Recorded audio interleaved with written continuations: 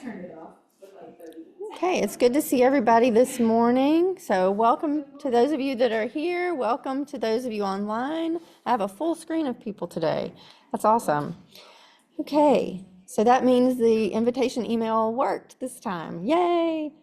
Okay, so for those of you who are just joining us for the first time this week, we are in week 3 of our Parenting Gifted Children workshop series. So I'm trying to see what everyone can see. All right.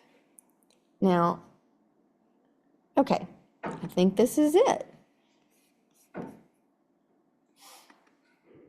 Okay, so again, just for those who are joining us for the first time, we are the Francis Carnes Center for Gifted Studies. Dr. Carnes established the center in 1979 without her name attached, and then 20 years later it was named after her based on the good work that she had done and the success that she had had with the programmings. And you can see there our mission and vision.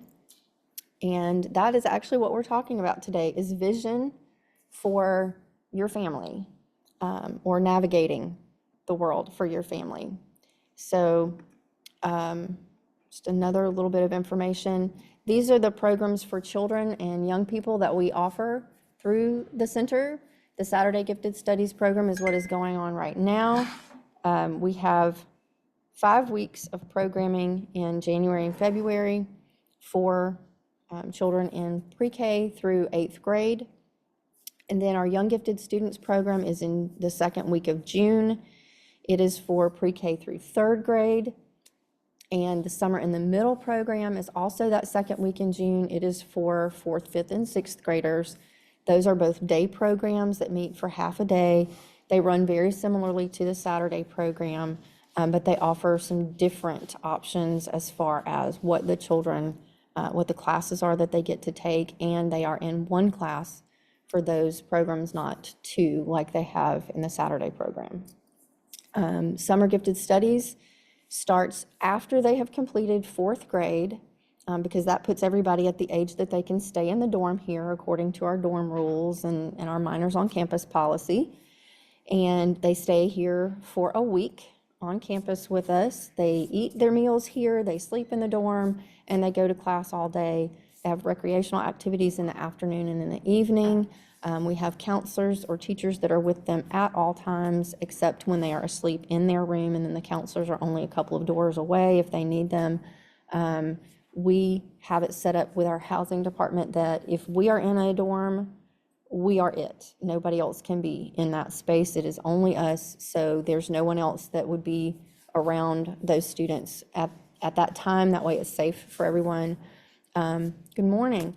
Our leadership program is in the last week of June, and that also is a week-long residential program. It starts after the 6th grade and goes up through that summer between 11th and 12th grade. And I've told you a lot about the leadership program before. We need to raise up leaders. This is a good time for our gifted students to step into their leadership potential. And that program allows them to create a platform for leadership where they decide what they want to change in their home, their community, their school, their faith-based organization, or wherever they are where they have their sphere of influence. They come up with those projects, and we help them organize those. We teach them leadership skills, personal skills that they may or may not have or be aware that they have. And we send them back home with a plan, and they get to execute that plan or not. It's up to them, but we do offer support if they need help. They can let us know that they need help. We try to check in with them throughout the year and see how things are going, and just encourage them to continue their plan. And then our summer program for academically and artistically talented youth is our high school program. It is a 2-week residential program that happens at the same time that the summer gifted studies and leadership studies programs happen. It overlaps the 2 of those. And That program is in a little bit of transition as we move away from partnership with Duke Talent Identification Program. Once they closed, it is now it's always been our program. They did not run it. We just got to partner with them for some logistic things. And without that, we're reshaping and redoing and trying to focus that program more on what students in this area need and in the surrounding states need, and what our university can actually provide, what professors and grad students we have that are available to teach those higher level courses. And that's always fun to find that out each year, who's willing to spend 2 weeks of their summer that they could be researching and getting paid to come work with the kids. So that's always a fun one to try to organize, and it's our smallest program right now. We do have more students enrolled in the others than that one. Part of that is because of attrition that we had after COVID, and so we're trying to build that back up, and as our students who are currently in our programs get to those grades, hopefully that will grow again. Okay. We do offer services for teachers. We have the Day of Sharing for teachers in the fall, and we have the Gifted Strand at the Making Connections Conference. I currently have kind of a task force working with me on the Making Connections Conference, the Gifted Strand. We are coming up with at least 5 different presentations that can be offered to general education and gifted teachers at the conference so that they understand the needs of gifted children in their classrooms and what they can do to better serve them. Our Educator Development Program is an online program that is beginning soon with different skills-based classes that teachers can take to help them improve their teaching, their skills, their practice. And then our Carnes Ambassadors, once teachers have completed the EDP program, they can apply and interview to become an ambassador. And that means that they would encourage students in their community to come to the center's programs, but also they would be available as a mentor teacher for others in their schools. And so we don't have anybody, the EDP is so new, we don't have anybody at that point yet. So that's the end goal of that. Once we're about 2 years out, we'll probably have a couple of those folks ready to go. Okay. Today, the Gifted Children Workshop Series, a parenting series, is what we offer for parents and grandparents. And our goal is to develop the parents advocacy group with area schools and other agencies. Those of you who are attending these things today and who are sending your children to the programs, we do really want to look with you at what you need so that we can form that group and maintain contact and share communication with everyone. Okay, so that's kind of a review of all of those things. We've had different people coming in and out every week, so that's why I try to go over that. And then this week we are talking about the word navigate and how navigation is a skill that you as a parent have that your children need from you. Sorry about that. Okay. First of all, we want to talk about goal setting because navigation really does require us to have a goal, right?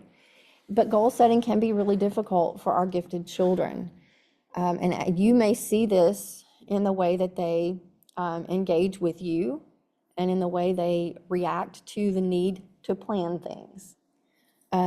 We've talked about the overexcitabilities, we've talked about perfectionism, we've talked about all those things in the last few weeks, and we've talked about the characteristics of gifted children, just how they react and respond to things.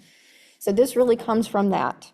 One of the reasons that it is difficult to figure it out on their own, like gifted kids don't figure it out. That's a myth that you will hear in the classroom a lot in public schools or in schools in general. If your teachers have not been trained in gifted education, they will spend their time working with the students who need a little extra help to get the grade level information going.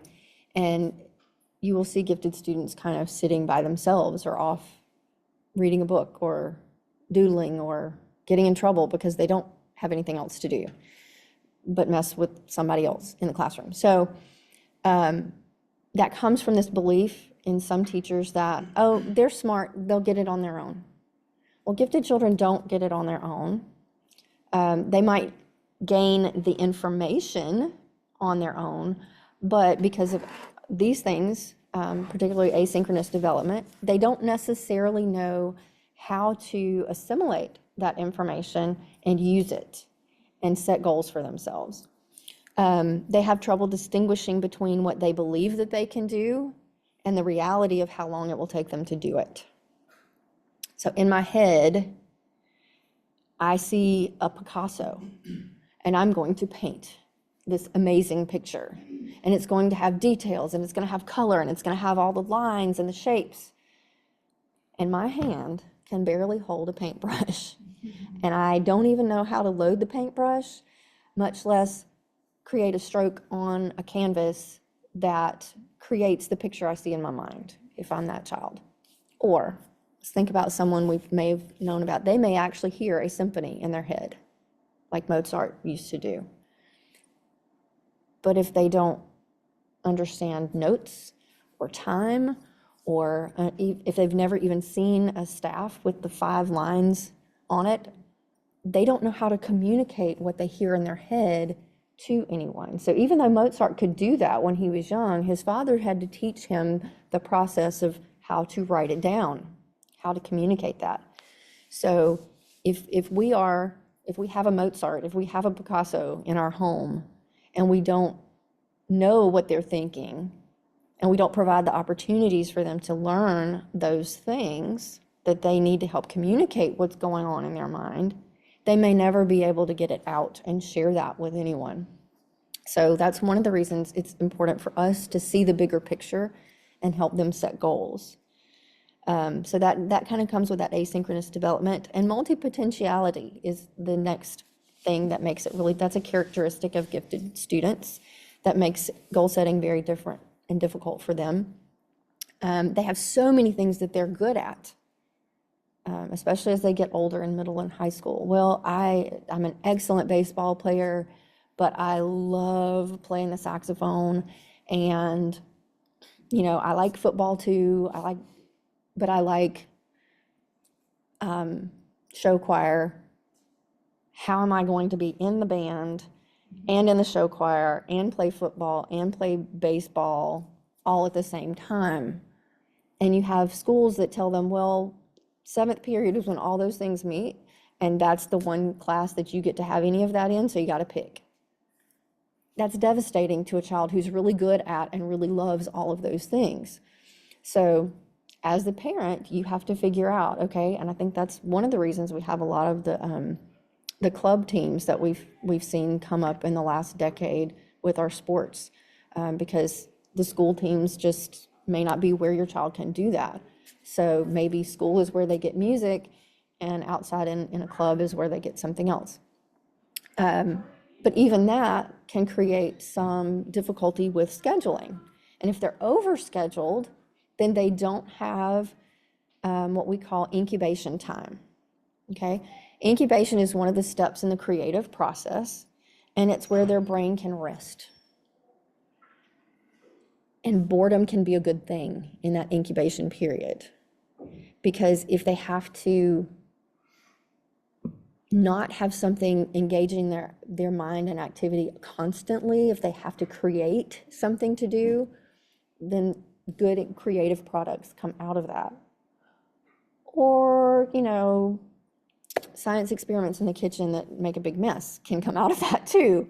But as parents, we have to help them navigate which direction that's going to go. There's a trap that gifted children fall into, since they have so many things that they want to do and they feel pulled in all those directions.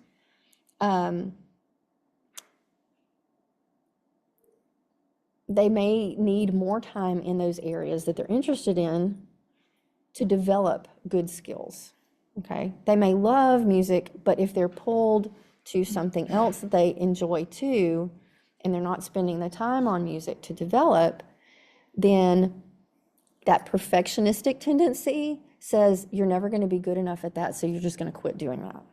and then they really miss it, and then they're emotional about it, and they don't know how to deal with it, and they get angry. I gave that up. I'm not going back.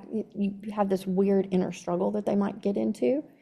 And again, that hits, at some older ages, as you're navigating, like upper elementary, middle, and high school is where you start seeing some of those things. So, yes, sir. Yeah, this is interesting because, it seems like at least with our little guy, he always wants to be overstimulated. Yeah. And until he hits that roadblock of it being a little too challenging, Mm-hmm. and then he just wants to drop and move on to something else. Right. So, Right. yeah, And yeah. So, and that can be the case. They go and go and go until they can't go anymore. And they do, again, that overexcitability, that intellectual overexcitability, where they need that input. That's part of it. But then they have to see that even if they can't get the perfect end right now, that's not always going to be the case. Like, we have to help them see it just takes a little patience, buddy. It's okay. You didn't build a skyscraper with your blocks today when they're little, but you learned how to balance to this height. Maybe tomorrow we'll learn how to balance to another height. It's okay. You don't have to knock the blocks all across the room and be angry at them, because I know that temper tantrums can be part of giftedness as well. And that comes out of all of these things interacting with each other, that asynchronous development and that perfectionism. When those two run into each other, you're going to see some conflict in their emotions and in the way they handle things. So again, they can be very product focused, so that they don't know how to enjoy the process. And that's one of the things we have to help them navigate, is the process, how to enjoy and learn from the process without being so angry that the product is not what we wanted, especially when we're at that young age and we can't hold the paintbrush, or we don't have the hand span to hit the piano keys the way we want to hit them, or whatever it is that they're struggling with. I'm Mhm. sorry. Yeah, go right ahead. Late trying to find parking. Yeah, that music. Asynchronous development, Yes. if you don't mind. Yeah, asynchronous development, we talked about that, I think, last week, but what happens in that is their mind outpaces their body. I got you. It outpaces their emotions in particular. And so they're thinking all these amazing thoughts, and they're talking to you about these amazing thoughts, and then their body can't keep up. Their emotions cannot keep up. So the emotional one is kind of harder. They can be very altruistic. They can be very empathetic. They can have all these wonderful things emotionally. But they can't cognitively Right. process all of the emotions at one time. Right. Cognitively processing the emotions. Okay. So yeah, all of it all at once is a lot for any of us to handle. So it becomes very overwhelming. So this is why it's, Emotional overload. yes, definitely. So this is why it's difficult for them to set goals. And this is why it's important for us to help them navigate. Like the stress of everything prevents them from being able to set a. That is part of it, yes. So navigation, by definition, this is what it means to set a course. So to be able to pick from all of the wide choices that we have to determine where our goal is.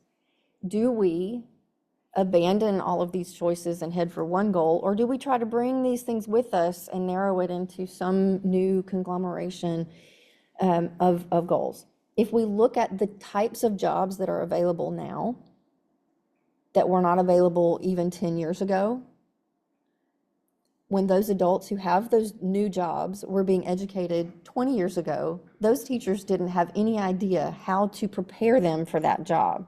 So it's up to our gifted children to kind of figure out, with our help, what to bring forward with them. So that's one of the things that setting a course can do that. Of course, to travel by water, which is not necessarily what we're talking about, but to steer a course through a medium. What is the medium that we're steering through? All of the emotions, all of the social impact that we have from other people, all of the things in our world. Another thing that gifted students get sidetracked by is existentialism. Okay? Why? Why do we exist? Why does this happen? Why? All the big why questions that your little guys and gals come up with, they can get very lost. I remember a very young student at some point had been allowed to go to the library and pick whatever book you were able to read. And they picked something from Nostradamus. Okay, great, you can read it, but should you read it at this point in your life? Probably not. And so for years, this particular student struggled with the meaning of life, and it's all going to end this way in a horrible crash and a big, whatever it was he had read in the Nostradamus book when he was younger. Just really, really struggled with purpose and how do I fit in this, because this is the end of the world as that person saw it. So kind of guiding that, like, yes, you're at the reading level of this book, but you're not at the emotional level of this book. You're not at the social processing level of this book. Is doom and gloom Yeah. like a common thread? Sometimes, yeah. Like that. Yeah, one of the things they do emotionally is, some people call it chaining, and some people call it like worst case scenario type thing. Sky's falling, chicken little. Yeah, that kind of thing. They see everything as the worst that it could be, and even more than worse. And you have to kind of talk them through that, and that can actually be a strategy. Okay, what is literally the worst that could happen to you today? Not to the world ever, but for you today, what would be the worst thing? Okay, let's focus on that. How do we deal with that thing? And then you can talk about the emotions that they might go through, or strategies that they might have to communicate what they're dealing with, how they're feeling with their teacher, with their peers, with you. So narrowing the gloom and doom down to a manageable piece becomes very important. Okay, and then using a fixed point to determine your position in relation to it. That's also called orienteering or orienting. And there are competitions in that, like they drop people off in the woods and they have to find their way out, and it's kind of actually a cool thing. But what is it? I want you to think about what you as a family are setting your course through. What is your environment that you are setting that course through? Okay, so this presentation today is maybe a little different. I'm going to tell you a couple of stories. Because when we're talking about setting goals and setting vision for our family, it is very different for all of us, because we all have different situations, different trajectories, different everything. So I want to give you some encouragement through maybe some stories that help you just wrap your mind around things. Okay, so there's two stories that I want to share. The rabbit, and this comes from the world of dog racing. Okay, I've never been to a dog race. I only know what they look like by pictures, but the story as it goes is this. If you don't know anything about dog racing, the rail that you see here in this picture holds a mechanical rabbit. And the rabbit is wrapped in fur so that it smells and seems like a real rabbit. And there's a machine that holds it to the rail, but speeds it along the rail, and the dogs are actually chasing it. Okay? So in this particular day, the gates open, the dogs take off, the rabbit is going down the rail. Well, something malfunctions and the rabbit literally explodes. Okay? And the dogs stop. They just stop. They don't know what's coming next. And they have three reactions. Some of the dogs lay down on the track. They just literally lay down. Some of the dogs are looking for something to chase, keep running, and run into the rail and hurt themselves. And some dogs turned around and started barking at the people. Like they're angry. So they have these three reactions. Think about your child as they are going through life. What happens when their rabbit explodes? Or think about it this way. There's a story of a young man who worked all his life to become a professional baseball player. And when it came time to tried out. First pick. But it was during the early 70s. His draft number had already been called. If he dropped out of school to go play ball, he would first have to go to Vietnam. Vietnam ends, he tries out again. A few years later, first picked, signing him up. How old are you? Guess what? After these few years, you're too old to be a rookie. You're never going to be a baseball player.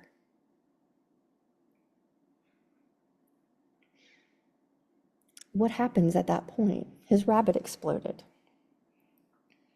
How do you navigate that? How do you, as a young adult, figure out what comes next? Okay? Those are things that if we don't teach them some resilience and skills now, it's harder then for them to make those decisions. Now, that was a true story, and that was my dad. So, things like that do happen. They really do. Okay, so the next story is the window. And you may have heard this story. In this story, we're talking about some patients who are in a long-term hospital situation. And both of them are flat on their back in this hospital room.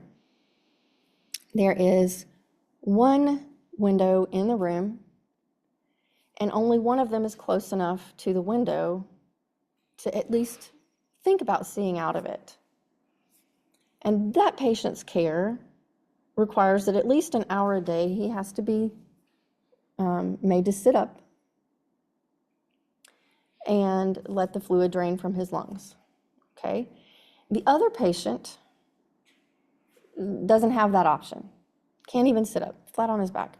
So the patient by the window, as he sits up, he can see out of the window, or he can look out of the window. And the man that's laying there says, "What is out the window? What can you see out of the window?" And so every day in his hour to sit there, he tells him this beautiful story of the people he sees walking by, the park that's down below. There's a pond in the park. Children are sailing little sailboats. Couples are walking hand in hand. And there's one day that there's a parade that goes through the park. And even though the other patient couldn't hear the music, he could hear the description of the flash of the sun on the instruments and the color of the uniforms and the balloons and everything. Well, time goes by, and every day this becomes the hour that they look forward to the most, the hour that the one can see out of the window. Well, one day, the one who is close to the window passes away. He's no longer there. And the gentleman who's on the other side of the room asks, "May I please be moved close to the window so I can see out of the window too?" And they oblige him. He's moved over there, and he gets his opportunity to see out of the window, and he looks, and it is a blank wall. There is nothing there. And he asks the nurse, "Wait a minute, he told me every day all of the things out of this window." And he said, and she tells him, he couldn't have seen any of that. He was blind. So that man had made up his mind internally that he was going to encourage someone else, to shine a light on someone else, to be able to let them have an experience that he himself couldn't even have. Okay, so what does that mean? Navigation deals with our focus, whether it is external, like the dogs at the track. Is our focus on that external thing that may blow up, that may leave us with nothing? Or, like the man at the window, is it internal? Is it on what we are capable of providing to the world around us instead of what the world provides us. Okay? So helping our children understand the difference between that extrinsic drive for something that is completely outside of our control, or intrinsic drive that is something we have a lot of control over. This is part of navigation. Yes, ma'am. What is the age when that starts to develop, the extrinsic versus intrinsic? And does that, I know it's hard to say if they're, but It really can, we really do see different forms of that at all ages. It might be smaller or less intense at a younger age than it might be at an older age, or vice versa. There's a sweet spot somewhere in the middle where you want to take a hold of those intrinsic tendencies that they have and encourage them. okay. This goes back to the, some kids are. That asynchronous development, right? The development levels of each Yeah. child. Yeah, you really have to pay attention to what they're ready for. And that's why I say all the time, ask them what they know or what they think first. And when they tell you, and if they're very little, that is hard for them to express. Sometimes they don't have the vocabulary yet to tell you what they're thinking. And that's kind of why it's our job to figure out what they're saying sometimes, to offer different experiences so that they can compare the experiences and build the vocabulary. That's one of the things I encourage our teachers to do, is build vocabulary when they're here. Whether it's a science class, a math class, whatever, an art class, to build their emotional vocabulary, their scientific vocabulary, so that they have the words to communicate what's going on inside them. So you just kind of have to pay attention to it and just kind of flame it. There's really no There's not transition from the extrinsic. the intrinsic, and we actually, if you think about it, all of us, it used to be seen as kind of a dichotomy. There's either extrinsic or there's intrinsic. DECI is the researcher's name, and I'm forgetting the other, it's DC and something, and I'm forgetting the second one right now. But they describe it more as a spectrum of things. Because you can have both in one thought. You can. Right? Because you can do You something absolutely for somebody can. outside of your self-being, but you're doing it for yourself at the same time. Right. Right, So, that's. yes. So there is a whole spectrum of that, and you get into, are you really doing it for your, just the feeling of doing it, or are you doing it because I want other people to be proud of me, which is external? So you get some overlap in that as well. And you have to be careful with, is it really an altruistic thing, or is it I want my parents to be proud of me because I did something good, haha. Okay, and that actually is external. Right. So, Grace scale and all of that. meritocracy. Yes. Which, is it bad to want to do well at your job so that you get a raise? No, that's helpful for your family. So it's not a bad thing to want the extrinsic reward, but you have to kind of gauge whether you are all completely focused only on something you have no control over. And that's where our emotional kids get in trouble, is when it's all about what other people think of me. It's all about having the next thing that comes down the pipe. When everything in their life is externally focused and they don't have any ability to handle those internal things, that's a red flag for stuff going on in them. Stuff, isn't that a great scientific word? For all of the things going on inside of them that they don't know how to handle alone. You do have to find the balance. Usually responds to external motivation. Mhm. Like 5. And that's good. Thing, you know what I mean? That Like, is good. that's what really So, matters. and one of the things that in a classroom we try to do, sometimes students respond to a sticker, or they respond to green light, red light, yellow light, behavior charts, those kind of things. So what we want to do is kind of wean them from always getting the candy at the end of the week because they had green all week, or the whatever it is, to every other week or every 3 weeks or whatever, so that it becomes more and more about doing it for their own enjoyment of it and their own knowledge that they've behaved well than getting a piece of candy.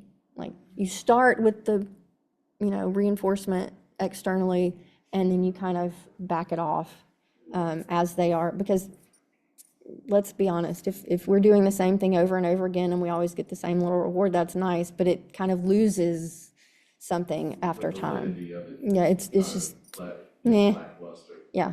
You just kind of start to expect that piece of candy every couple of, where's my candy? Instead of, Pay me my money. right, exactly, exactly. Okay, so, okay. Elements of navigation, of course, include our goal, include our orientation, and include our path. The goal defines that end game. Okay, John Maxwell reminds us to begin with the end in mind. And there's a couple of different authors that do that. And there's a story about the dash. And when you get to the end of your life, what's going to be on your tombstone? Your name, maybe a nice little phrase, and there's a date and a dash and another date. And the two dates are not as important as that dash, as what happened in the middle. What happened between the time you were born and the time that you died? What does that dash represent in your life? Okay, what is the legacy that's going to be passed on to the next generation? So things like our values that help us decide the goals, those are the things that we get to pass on as our legacy to our children.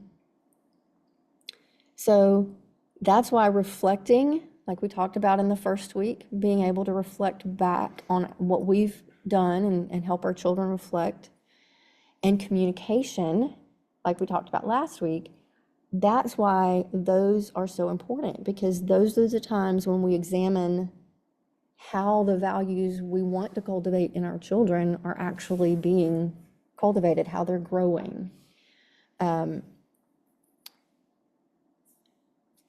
So again, that goal can be external or it can be internal. And the ones that are internal are less likely to change with circumstances, and they are more likely to exemplify a deeply held belief or value. Now, I'm not here to tell you what those values should be. That's up to you for your family. But it should be something true, something that stays put, that doesn't move with the wind of change and social media, okay? Orientation, knowing where you are now in relation to where you want to be, is really important. And if you can imagine yourself being dropped into that dense forest and you literally can't see the boundaries of where you are because the trees are too close, that's one of those times where can't see the forest for the trees really is true. So what do? You have to climb. You have to get to the top of a tree so that you can look out and see a little further away from you than all of the things that have come at you or that are surrounding you in that moment. And so theoretically, that's something we can help our children do when they are in that position where everything is coming at them so quickly, when this friend has been rude, when a test didn't go the way they wanted it to go, when they didn't make the soccer team, how do I climb above this and see the big picture of my life? How do I see the good things again? How do I reorient myself to the goal, to where it is that I'm heading? And this is kind of what we talked about last week with having expectations for someone, not of someone. That's kind of where that comes into play. When you know what the expectation for them is, it's easier to get them to figure out where they are in relationship to it. And if it's of you, then that can feel like another tree. Does it make it harder on them though, if you put expectations, like from our on them. Okay, and that's, Make it hard for them to emotionally grasp and So- motivate themselves to achieve a goal. when we're, that's what the of and the for is different, okay? So for example, my expectation for you is that you have friends, that you have a good life, that you have good things, right? And that's on us. Not necessarily. Which part is it? But I mean, some of it, when they're very little, it is.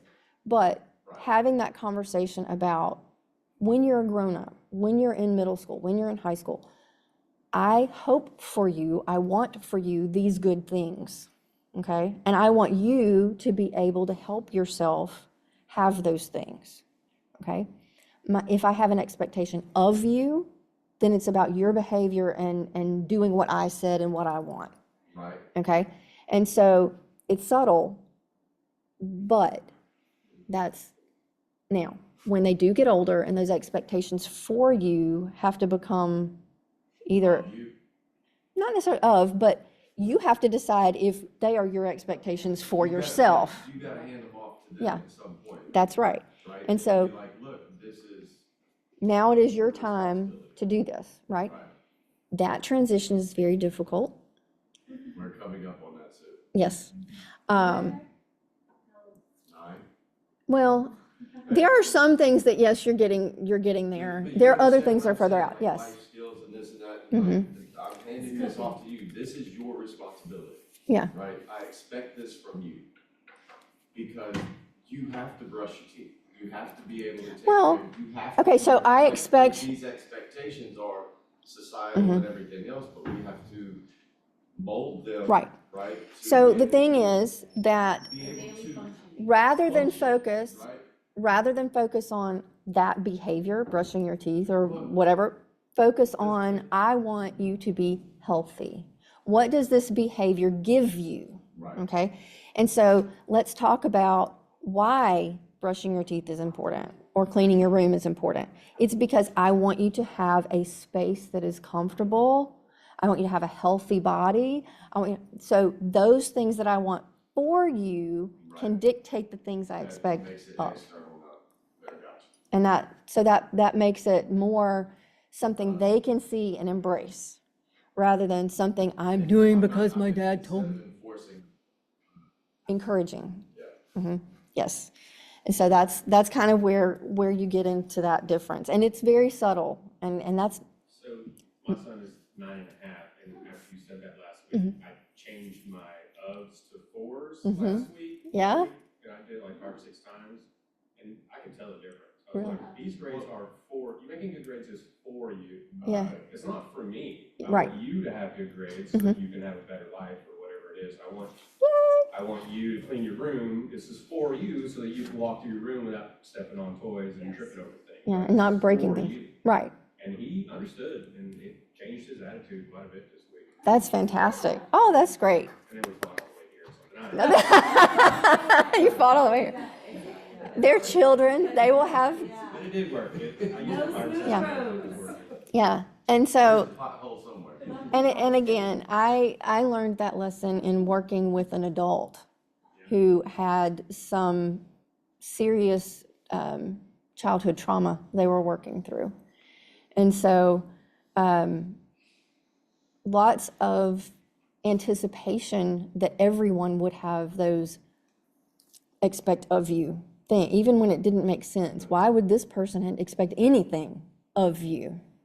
And so in working with them, learned how to make that statement and that transition of to for, and it made a huge impact. And so I've started using that with children as well. And you can see the shift that it makes. Just such a small word and just one letter different. Words mean everything, especially to a child that is that way, Yes, right? yes, Like they nitpick every little word you say, yes, and they hold on to, you could have just a little bit of tone in one word. Like you said what to me the wrong way. right, Now, and 2 Right. weeks ago. Right. And I'm still mad about it. right. It's like, And that's when we get to talk about forgiveness, and that forgiveness is important. So here's just another example.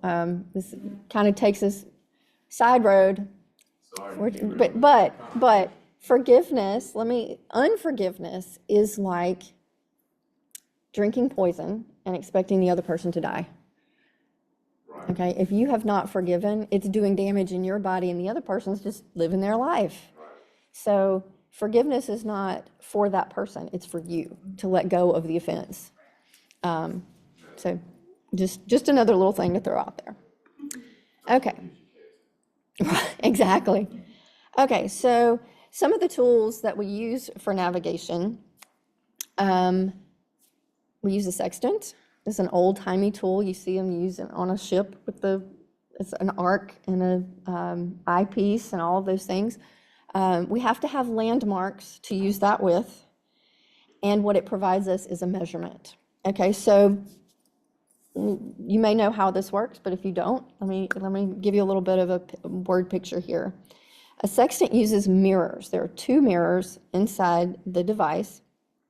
One is half coated, so you can see through it, and that is the mirror that's in the eyepiece. When you look through it, that's the one you can see through, but it also has a reflective side that helps the other part work. So as you look through the eyepiece, you are finding that goal, that point on the horizon that does not, that's out there, okay, doesn't move, and the sun or the North Star, either one. And when you have it lined up, you have to move, the piece in the middle swings on the arc of it. And so you have to move that piece until the light from the sun or the star reflects, and it looks like they converge together. So it looks like that star or the sun, which is a star, is on that part of the horizon, and that they are together. So it casts the vision of the star onto that goal, onto that place. Okay, so that's kind of, think about casting a vision. That's what we're doing. We use the sun because it has a path that we know. If you've ever watched Castaway, which I know that's kind of an older movie now, you see him mark from the little cave that he's in. There's a beam of light that comes in and it shines on the wall every day, and he marks where it is every day. And so after a year, you get that ellipse kind of a shape. One end's bigger than the other. That's something we've known how to do as humans for a long time, is trace that path. And it is wherever you have that situation where you can harness that into a one point at the same time of day and mark it, it makes that same shape wherever you are. So things like that, knowing those measurements of how many days does it take for the sun to get to this point, and how many days does it take, that is a known measurable path. So we use that to determine a lot of things, like where we are on the planet based on that measurement. The North Star is also what they used at night, because if you look up, all the other stars seem to turn around that one, and it does not move. Okay, so having that thing that has a known, unmovable, it might be moving, but it is a known path. It is unchangeable, unvariable. Okay, that becomes important when you're casting that vision for your child's navigation. Okay. The what ifs are a big Mm-hmm. problem. Yes. What if this and what if that, and that goes into that tragedy thing. The what ifs are a big problem. Mm-hmm. So it's okay to have what ifs, and it's okay to say, if it doesn't go this way, we need a contingency plan, but this is our best case scenario. This is what we want to happen, okay? What if this? Well, one, we'll get to that point if it happens. Right. We'll deal with it when it gets here. We'll cross that bridge when we come to it, kind of thing. I encountered that the other day, like you put the cart in front of the horse right now. Yes. Like, take a step back. Focus. Set your goals. Set your goals on where you are. What's your step? I was like, put yourself through the steps like that. Mm-hmm. First, yeah. Yep. And that's kind of what we have to do. So, when they can envision themselves succeeding in a task or in having a particular character trait, either one, they can more readily choose to act in those ways that bring that forward to that point where we've cast the vision, that point where the convergence happens, right? So now, again, those predetermined paths that we have for our children, it's important to do the of and the for with those, but even in this period of adolescence, when they push back against things, they will get past that, I promise you. Your parenting does not end at high school graduation as much as you want it to. They still need you when they are in their 20s, in their 30s. They will come back to you and they will say amazing things like, Dad, I really think about what you would have said in this situation. Mom, I really remember the time that you did X, Y, and Z, and it helped me think about how to handle my day today. They do get to that point. Mine are there now, yay. It's pretty amazing. So from one who has been there, they do come back around. They do start to see you as not the biggest idiot in the room. They start to see you as the person who loved them. They start to understand that boundaries that you set were purposeful, okay? So when we have those, this is the path, this is the goal that is our best case, they might change from that. They might what if on us. They might go in a totally different direction than we expect, but they are more likely and able to determine what their point of reference will be because they have had one before. Okay, if you don't give them something now, They don't have a base to build. they don't have a foundation to understand what it means to have a point of reference. So providing one, even if it's not the one they choose for themselves later, is beneficial to them. Right.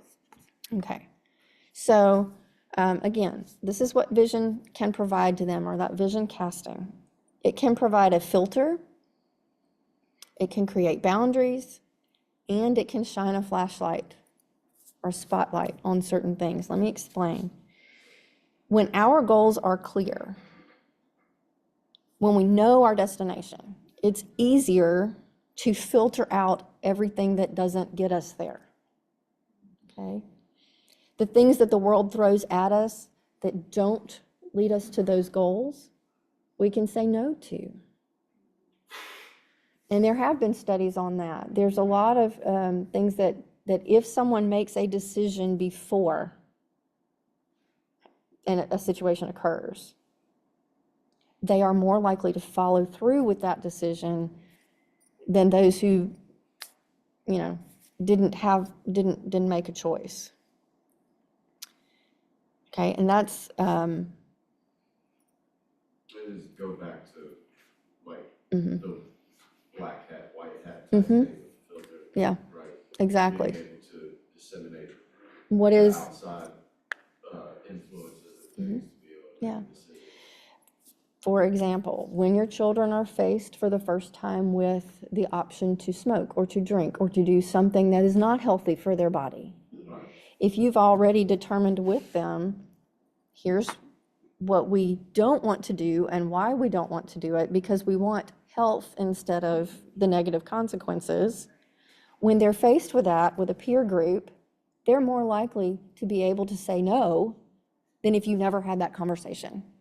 Okay, that's kind of the premise of Mothers Against Drunk Drivers and Students Against Drunk Drivers, because if we've had this conversation, we know how to handle it, we have an ally that's going to be there to come pick us up with no questions at that moment. There will be questions later, but not at that moment. Right. They are more likely to be able to follow through with that because it's a predetermined position, a predetermined, this is the right way to handle this conversation that you've already had.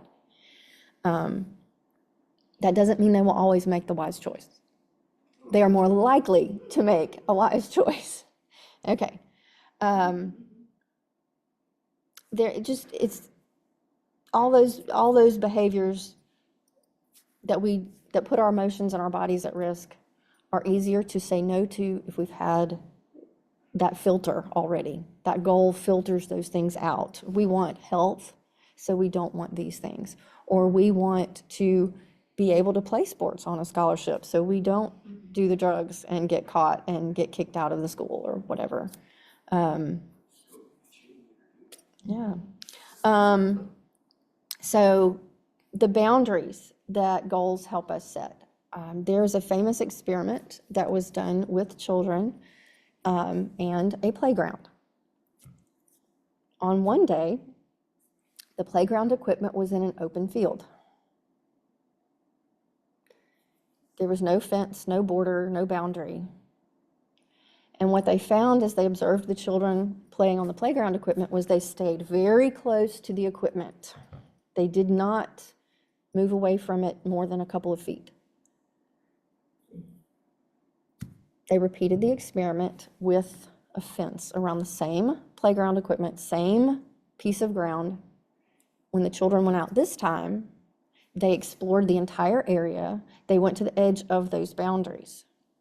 Okay, so with the boundary in place, they actually had more freedom than they had without the boundary. So when we have rules for them, just keep that in mind. We don't set rules just to make us happy.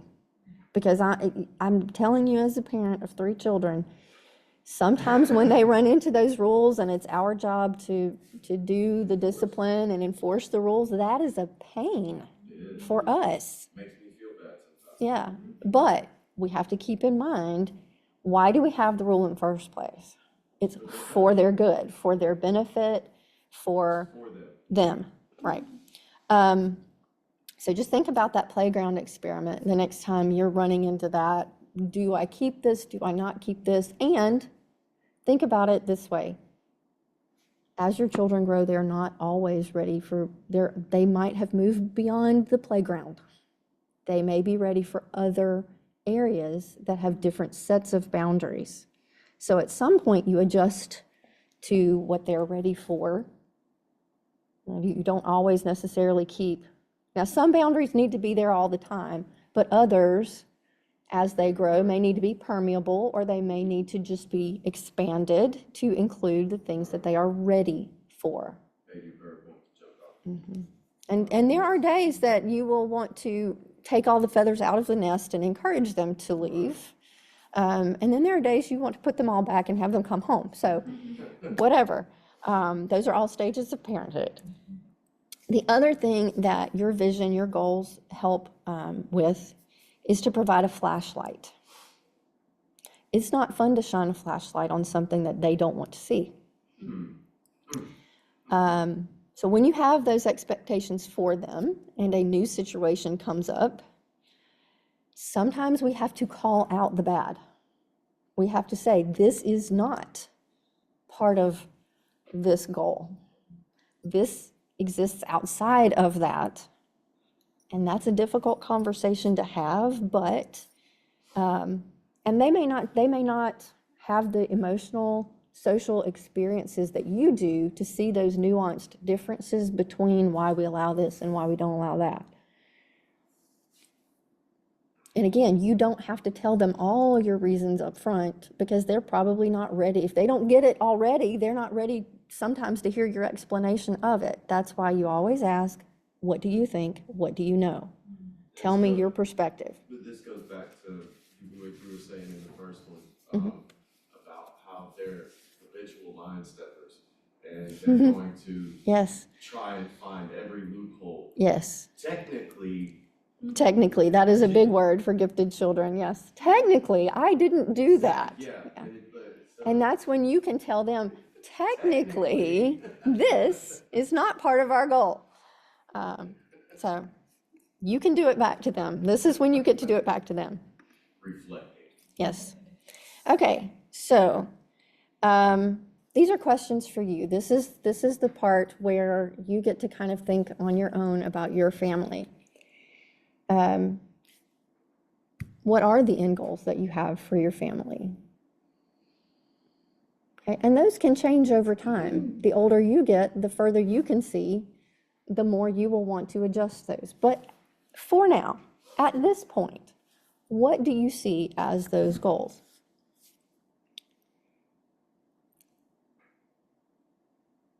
How do those goals help them avoid harm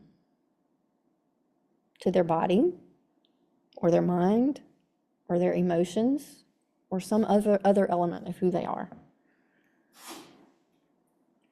Because if you know that, that helps you see clearly. It helps you express to them the for instead of the of. And then the next one is a little more difficult maybe to answer.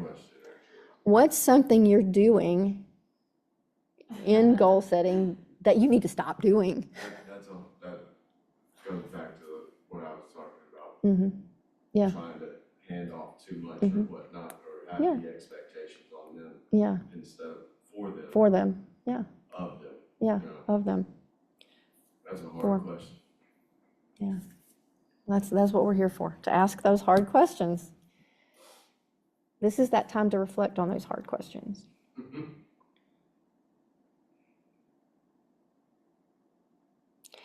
And then what is something you aren't doing that you should be doing? Kind of the reverse question. Okay. So I know we didn't go quite as long today as we have in the last couple of weeks, but I really want you to have the opportunity to think about some things, to ask any questions, and to take a minute. Write down some of the things that this has made you think about, or that you want to plan out or think through for you and your family. Remember, those goals are not going to be persistent if you don't have that measurability that fixed known path can provide you. Okay.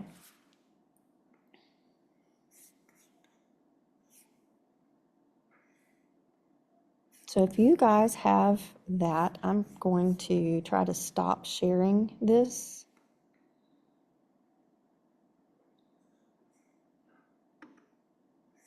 I can find.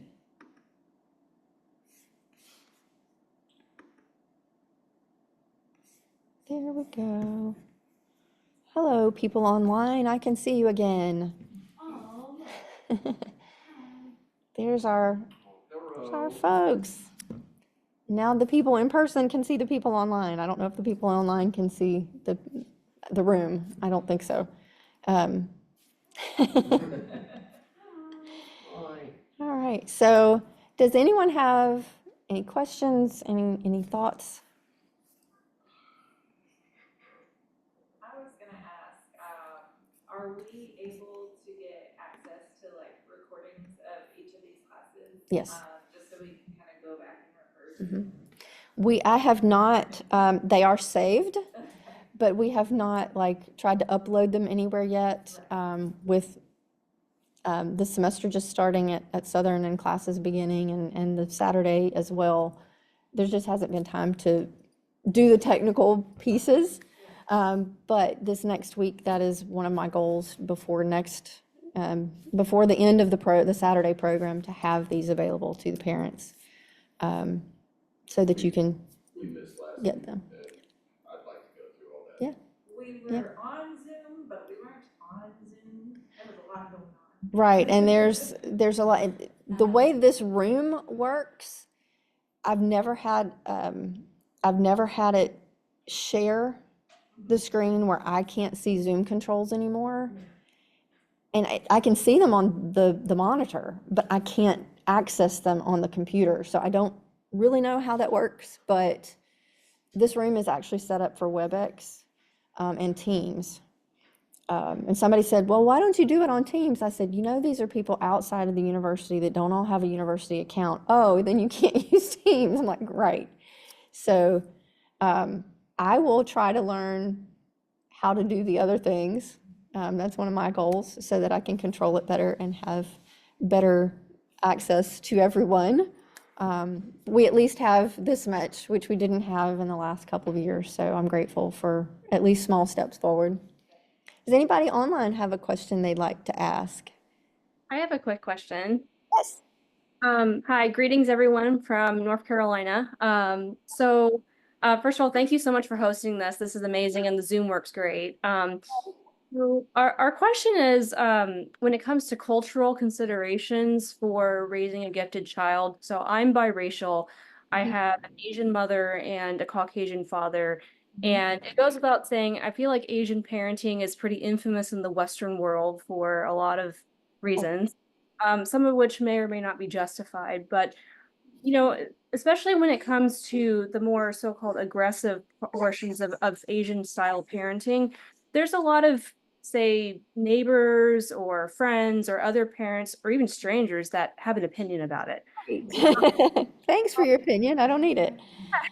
So I'm just wondering, you know, from your side as a professional here, you know, what do you say about when you have someone who has these culturally driven parenting styles that some of it frankly aligns with what you've been talking about, and then you have the naysayers or you have other people that have an unsolicited opinion about it. What do you do about that? My personal answer to that would be, God gave me this child, not you. This child is my responsibility, and this is the way I believe that I am supposed to parent, and I'm doing the best I can to parent, to learn more about parenting, and to do the right things for my child. If, you know, and that's, you actually don't have to respond to any of the rest of it. If you feel you have to respond that much, that sometimes it's just best to say, thank you, I'll consider that, and move forward. You know, that's. If she's got Asian parenting style, Mm-hmm. then she knows a flip-flop works on all kinds of things. Did you hear the flip? Okay, yes. Now, sometimes I think one of the things that is most criticized is the helicopter or the tiger mom kind of feel. Sometimes the helicopter or the hovering, we have to pay attention to the way our children are responding to us. Sure. And I worked, I was telling one of the other parents this morning, I used to work as a lactation consultant years and years ago. And one of the other ladies that worked with us was much more gung-ho about it than I was, and was still nursing her child when they were 5 or 6 years old. That's the way she did things. But child had an emergency and had to go to the hospital. And the mom was like, oh, I'll comfort her. I'll do this. And the child was like, Mom, what are you doing? Like, this is not appropriate. So the child at that point had clearly defined their own boundary, that this is not something I want my mother to do in a public space. And that's an extreme example. But we can definitely see in our children when it's becoming a push or a pull. I think even in some of the kids' cartoons and things like Leo, I think that's the movie that came out about the classroom lizard. And there's the kid whose mom literally sends a drone with him everywhere to wipe his nose and to throw away his trash and to do all of the things. And he finally writes a letter to the drone and is like, please leave me alone. I don't need you anymore. So those kinds of things, our kids are not going to write us a letter necessarily, but they'll let us know when our being so close is actually preventing them from having friendships. Sure. That's more the thing that we don't want to do, is prevent them from having healthy relationships with other people. Sure. So we want to protect them. We want to guide them.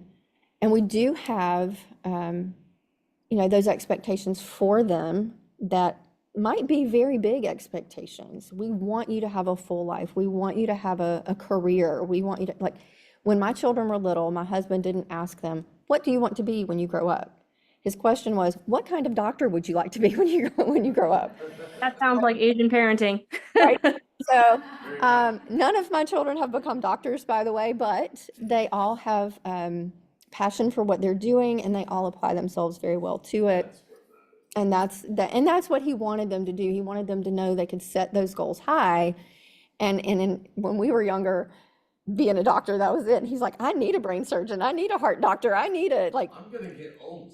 somebody has to take care of me, and who can I trust more than my children? But that kind of, as your child grows, listen to what's going on with them, and reflect back on your own, like, is this working? Yes. If it's not working, change it. And I think that's one of the things I said in a past week. If we aren't changing, we're choosing. So if we look at something and say this needs to change, then we change it. If we look at it and it doesn't need to change, then we're choosing to stay where we are. Choice to change anyway. And we have to make the choice to change. Yeah. So what, sorry. Yeah. It's a little bit different. So the best way to deal with, so Connor's an empath.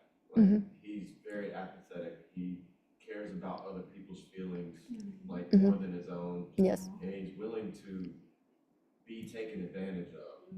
Right. Just to make somebody else happy. And That is a difficult one. That's one of the things we deal with. We're dealing with trying to teach him to set boundaries with other people Yes. outside of the household. Right. Right. Sometimes what we have to do in that case, and I think we were having this conversation about how to know who our friends are and who are not our friends. And the question that I would ask Connor is, you want good things for this person, right? Yes. Does that person want the same things for you? If the answer is no, then we have to be very careful about the decisions we make. We can still be kind to them and do kind things for them, but we cannot do things that put us at a disadvantage at that point. I try to express this, but it kind of gets lost in translation sometimes. I'm old school. Somebody, you already understand. Yeah. And it's Yeah. hard for me to impress that upon him because he's not that type of person. Right. Right. Um, And if he is chaining, if he is looking out for the worst, right? But he's looking for the best in people. always. Yeah. Try to converge those is what I would do. Like with this person who has already hurt you, who has already taken advantage of you, can we try to pull some of this worst case scenario in? Right. Not to be negative and not to be hurtful or hateful to that person, but let's realistically look. You got to have a balance between, and you can talk to him about balancing his thinking. We do. So. I mean, I try very adamantly Yeah. to let him know that he's being taken advantage of because he's too nice to certain people. And he's starting Slowly to starting to see it. see it. A little bit. He's starting to set boundaries for himself. Good. Right. Good. But it's hard for him because he is, like I said, such an empath and he wants to care about people. So he's more concerned about somebody else's feelings than his own until his get hurt. And I think what's really hard for students to understand, and for people, I say students a lot because I deal with students, but for humans to understand, is that what we can do for someone cannot override what they want for themselves. Right. You can pour all the good you want into this person, They don't want to help but if themselves. they don't want to change, Right. You can't. it eventually has to end. It eventually, like, you can't be that for them. They have to be that for themselves first. Yeah. Yeah. Yeah. And that is really difficult for children to understand. And it And it can come in fits and starts. It might seem like you're not getting anywhere at all, and then one day it's just like, nope, no more, I'm shutting it off, we're done. And a lot of gifted children are very much like that. They have a very long line, but once you cross that line, they are done. And done, like, I will not speak to you again, kind of done. I'm that way. Yeah. So Serious, yeah. he's probably more like you than you think he is in No, that. he's just like. So, yeah, they do have a tendency to have a long attention span with people. And they do remember things from a long Yeah, time 2 ago. weeks ago, a long time ago, when I was like 3. Yeah, Do you remember when? Yeah. yeah, they will do that. Okay, anything Why are you else? bringing this up? What has this got to do with now? And that is a good question to ask them back. How does that relate to now? What does that got to do with what we're doing right now? Yeah, and they can probably tell you, like, They this know, they this can reminded connect me. the dots, Yeah. 100%. I know that. And that's, again, I call it gifted child syndrome. It's not a real thing. It's just something I say in my head that, oh, we're running into gifted child syndrome again. What I mean by that is they don't understand that other people don't think like they think. I had this situation at work yesterday. Mhm. I walked up to somebody at work and I was like, hey, where's the plastic bag with the sockets were in? And they're like, what are you talking about? You know, And I the was like, plastic I bag have these gets bent. extra things that I need to put in the bag so I can store it over there. And they're like, what are you talking about? They don't even know that the plastic bag exists. Exactly. Right. It's something very important to your day, but it has nothing to do with them. They have no idea. I'm like, dude. Okay. Anybody else have a question online or? Less In person? serious note. Yes. So my son was asking me about the in-residence summer thing. Yes. So he's worried about the sleeping arrangements. So is it like the floor is male and there's a floor, Yes. female floor, and so would he have a roommate? Only if you request one. Yeah. Okay, here's the details. Depending on how many students register, we may have all single rooms. Okay. They may have, most of the dorms that we are in now, each room has its own bathroom, so they're not going down the hall. They have their own bathroom. We have some students who have said, I don't want a room by myself, I want a roommate. We put that in the application form. If they want a roommate, they can apply to have a roommate. They fill out the information saying, this is how I like to keep my room, these are my habits, this is how I sleep, all that kind of, we try to match them. In-depth. Now, Yeah. not that in-depth, but it's enough that we Some try quirks to don't- match. Some quirks don't match with others. Right. Yeah. We try to match if we can. Sometimes we don't have a match. And sometimes if the group is small enough, it's just better for them to have single rooms anyway. Right. So for the last several years, they've all had single rooms.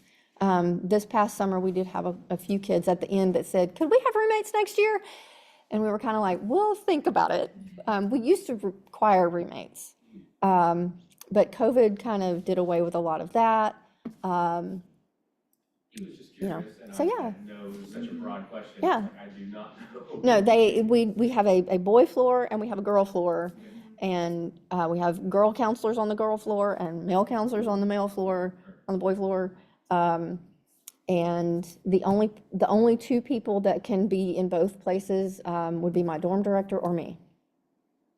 If there's an emergency where they needed me to do something on the guys' floor, I would go, or Kelly would go, our dorm director. Kelly Reeves is our dorm director. She's been with us for 14 years. She's excellent. She knows how to triage medication. She knows how to schedule the other counselors out. She knows how to help the kids navigate emotional relationship things.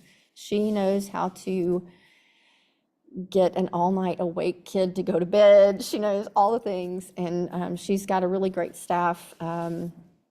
Michael, Dominique, we've got some folks that have been back year after year, and that I really trust quite a lot. Everybody has to have a background check to work with the center.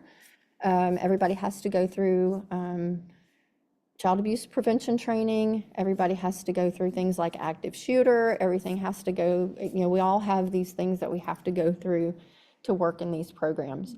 And I make sure all of our folks are up to date on all of that. And it's not just like a background check once. It's you got to have that joker updated every year at least. And that's important. That's important to me. I like to know that, and I honestly, I don't hire people that seem to have questionable things going on in their life. Not everything shows up on a background check. I know that, but that is a gateway that the university enforces that. We would enforce it without the university anyway. Yes, did you have a question?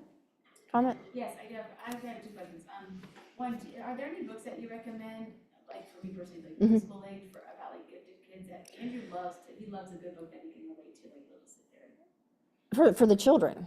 Okay. Oh goodness. I have a ton of books that I could why don't I make that a list that I put out for you guys when I make these public? Because there's Like for the kids to look at, you know yeah, what I mean? 'Cause I think there's a lot. He loves stuff. Yeah. Connor's on, he's probably at a 6th, 7th grade Mhm. reading level. Yeah. Right, and he's Yeah. in 4th grade. Yeah. So it's hard for us to find him content that can keep him Engaged. Now, one of the best things I ever learned in my educator training process was about the and you kind of know this intuitively, but when it was outlined for me, it made a lot more sense. The different categories of children's literature. And helping students in your classroom or children find their category. Right. That will help you encourage them to read, and it helps you as a parent find, okay, what's the next best book for them to read? I'm a bibliophile. Like You love books. I voraciously read. And Yeah. it helps with the vocabulary and everything else. And Yes. I purposely use big words and explain things like an adult to him. Yes. So that he can start understanding and Yes. learning and grow vocabulary and Yes. reason what words are for what. I know he's not gonna go pick up a 1,000-page book and start reading it. Right. Like you when I would. was his age, we were talking about what book are you on? F. What are you talking Right. about? The encyclopedia. That was me. Yeah. That was me. So. And I was actually having a conversation with somebody else the other day about encyclopedias. They brought it up, and they said, kids don't get the experience of an encyclopedia anymore because you had to go to the book and you had to thumb through, and the pictures and the things in there that were not what you were looking up, that were so intriguing and interesting, you don't get that anymore because you just, hey Siri, what's this? And Yeah. Whole side quest. I'm from the generation of go look it up. go look it up. Oh, yes. What is this? Go look it up. In a book. Go look it up. It's on the I don't know how to spell it. Figure it out. Like, that's what I was always told. dictionary's right there. Yes. I have a question too. Are Yes. there, I know we have this when they're in classes like that, but are there like parenting groups still? Because I'm new to this, That is a good like for mentorship or just like, how did you navigate this? I'm behind or I'm in front and I can see what you're going through. Okay. I need a lot. This is it. You just started it right now. Welcome to the group. This is our inaugural meeting. Yay. Coffee and donuts. Yes, that is something that we do want to have at the center. And so if that's something you would all come to and do, let's Not be a problem. find that out. Formation be hard with the schedules and all that kind of stuff, but just like. But yes, that is something that I know we've, this so-and-so person in the school district and this person helped me navigate right. all the 504 I need to. That is something that we have always wanted to have more of at the center. And so, and as I said at the very beginning, we want y'all to participate. We want that. So what I intend to do is at the end of the Saturday program, send out a couple of different surveys. Like, if you're interested in being part of the parent group, what are the dates and times that work best for you? What kind of parameters would you like to see about it? And then also we ask the parents about their child's experience. Did this work for you? Did the time work? Would a different time be better? Would a different time of year be better? All those kinds of things are going to come out to you after the close of the program next week. So that's gonna have to be like a youth thing, so you just like info gather and then you. Yeah, and what I normally do is, for things like this, I will ask, would you like for your contact information to be shared with other people? Oh, okay. Yes or no? If the answer is no, then it's gonna be but if it's yes, I better not get a question. no, right? So then what I would do is I would create a page on our website that's password protected, and I would give it to you guys. So, we're from the coast, Mhm. right? And Right. then there is, the Long Beach campus, Yes, right? So Yeah. then so there's different things that we could do with that. Would there probably, possibly Yeah. be like a satellite program down there created, or? As far as the something that we- Saturday, it would be easier to have a parenting group there than it would to have a whole Yeah, children's I- program down there. That's what I'm saying, is yeah. this came to be Yeah. something. Then we would definitely do that. Now, I do want to tell you, MAGC, Mississippi Association for Gifted Children, does have a parents group. Well, I don't know if it's a group. You can join it as a parent. I don't know how often they meet or what they actually do with parents. They are much more focused on the educator side. But they, right. I have found that Mississippi Professional Educators, which is a teacher group, is actually much better at communicating when bills and things are going through the House and the Senate, that we need to call our representatives about things, yeah, for educational side. It's the Mississippi Professional Educators. And that's, like I said, it's a teacher organization. It's not really a union so much as it's they don't ever tell anybody how to do anything or what to do, and they don't organize for, but they provide insurance for teachers who are members, and they share that kind of information. So it's more of an advocacy group. Yeah, it's more of an advocacy group, I would say. NAGC, National Association for Gifted Children, has some things for parents, but again, as a national organization, they don't always have, like, MAGC is supposed to be their arm in the state, and they don't necessarily operate so much for parents. And I think my personal take on it is, without you guys, what are we doing, right? Because it's the parents that we communicate with that bring their children to the things, that need to know how to navigate the schools for their children. So the parents are a key piece, and it's often one that gets missed in public school. There's also Pine Belt Gifted Teachers Association, which again is for teachers, but I know some of the school districts have a parent group that meets. I think Petal may have a parent group that meets occasionally. Just, you would have to check with, and the positive or negative, you have to check with the teacher at the school. Is there a parent group? And usually it's the teachers that are organizing it. So if they meet, it's the 1 or 2 times a year that the teachers can figure out how to put it in their schedule. It's not often run by parents for parents. It's run by the teachers for the parents of the students they have that year. So, I mean, it's not, that landscape is not great, and we want to help that be better. So if y'all want that, let's make it happen. I'm all for it. And even if we have to meet on Zoom, that can happen. Just start small, you know what I mean, like, whatever. It doesn't have to be Twice a year, huge. you know? Yeah. Yeah, Just something to be able to ask each other the questions, and, yeah. And, there are, like, PJ's Coffee here in Hattiesburg is a great place to just meet people. We gotta go to the cat cafe. I don't even know about that one. I like cats, but I'm not gonna have a cat on, like, we have a cat. All right. So are there any other questions from online? All right. said, nah. I think we are getting into just kind of some conversation and communication. So I think it's about time. It's 11.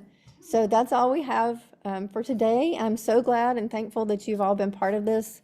And again, I will be sending out those surveys to everybody that participated about your desire to participate more and how you want to engage with that.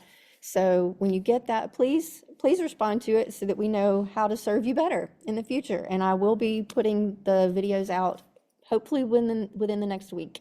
So I'll talk to you all soon. Bye. Thank you. Welcome.